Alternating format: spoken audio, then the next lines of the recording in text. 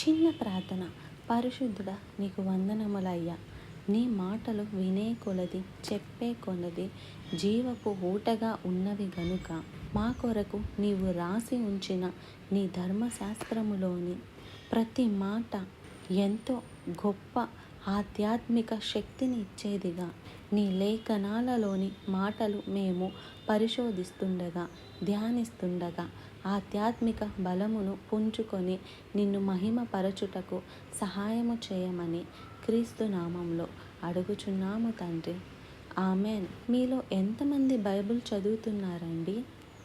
భక్తి కావాలన్నా, భయము కావాలన్నా, భయభక్తులు కావాలన్నా, జ్ఞానము కావాలన్నా, విజ్ఞానము కావాలన్నా, ప్రేమ కావాలన్నా, నిజ ప్రేమను తెలుసుకోవాలన్నా, జీవితం మారాలన్నా, పరిశుద్ధపరచబడాలన్నా, ఈ భయంకరమైన లోకంలో దేవుని కొరకు బ్రతకాలన్నా, లోకంలో ఉన్న అపవాదిని ఎదిరించాలన్నా, ప్రతి సమస్యకు పరిష్కారం ఆయన వాక్యంలో ఉంది.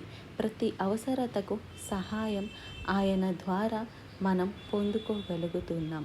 చదవండి దేవుని వాక్యాన్ని. రోజు 2 అధ్యాయాలు, 3 అధ్యాయాలు చదవండి. పోనీ ఆదివారం 5 అధ్యాయాలు. ఒక సంవత్సరంలో ఒక బైబిల్ ఆది కాండం నుండి ప్రకటన గ్రంథం వరకు మీరు చదివి ముగించేయవచ్చు. బైబిల్ చదువుతున్నప్పుడు మన విశ్వాసం వృద్ధి చెందుతుందండి. ఆనాటి భక్తులు తప్పులు చేసిన ఆ తప్పులు తప్పులుగానే రాసి పెట్టారు. ఎందుకంటే ఆ తప్పులు చూసి మనం కూడా చేస్తాము అని కాదు. ఆ తప్పులు చేసిన మూలంగా వారు ఎటువంటి ప్రతిఫలాన్ని పొందారో, ఎలాంటి బాధను అనుభవించారో, శ్రమను అనుభవించారో వాళ్ళను చూసి మనం బుద్ధి తెచ్చుకొనడానికి ఆనాటి సంభవాలను దేవుడు మనకు ఈ వాక్యం ద్వారా తెలియజేస్తున్నాడు.